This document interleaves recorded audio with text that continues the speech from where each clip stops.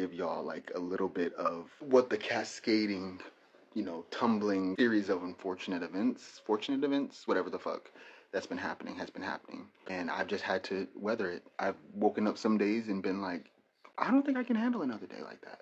And then handled another day like that, because I'm here for a purpose.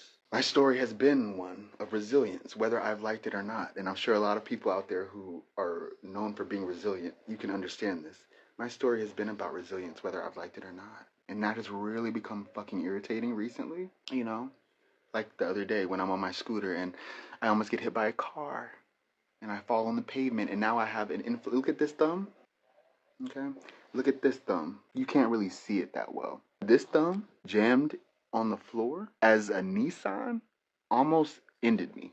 I almost got ended by a Nissan in front of the Galleria at Tyler. Those of you who aren't from here, that's the Tyler Mall, okay? It's a full price mall. It's okay, you know, it's 4 stars. It's not, there's a nice food court, okay? But the point is, I almost got hit by a Nissan on my fucking scooter. And was it my fault? We don't have to talk about that.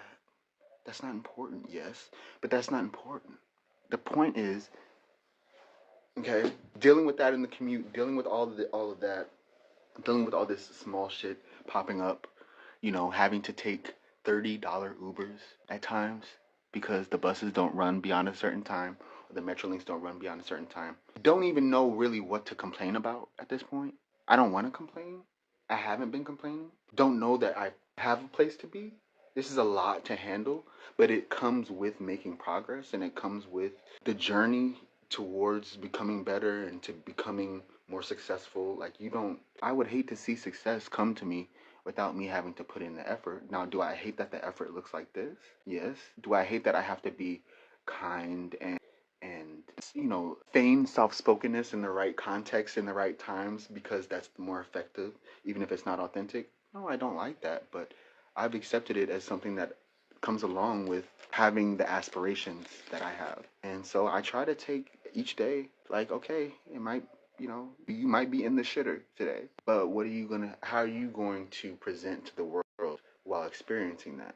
Because they don't know that you're in the shitter, and you don't have the patience to explain it to them. So what are you going to do about that?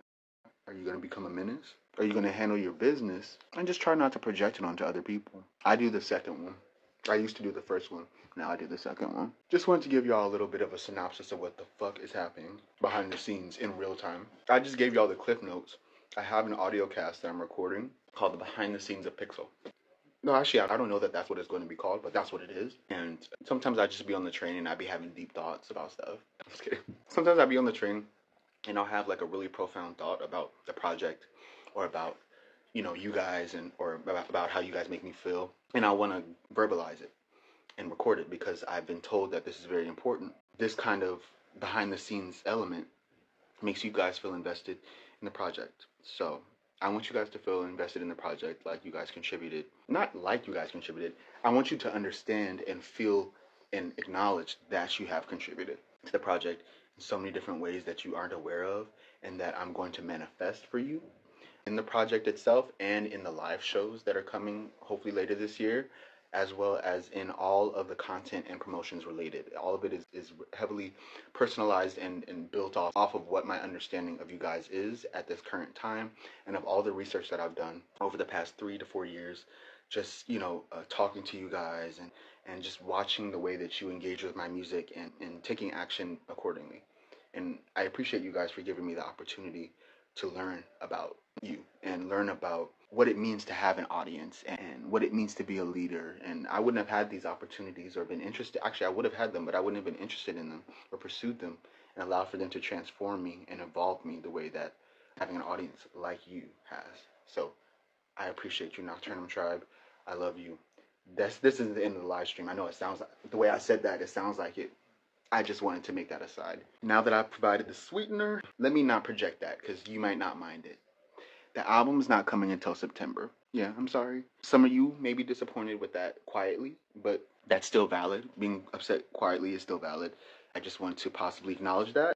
Acknowledge that possibility by saying I'm so sorry if you had expectations built around that. The problem is, I was going to release it in June. If you have read my read-up on the Indie Dreams Mexican music blog. I say the Mexican music blog because there's maybe several blogs called Indie Dream, but Indie Dream MX on social media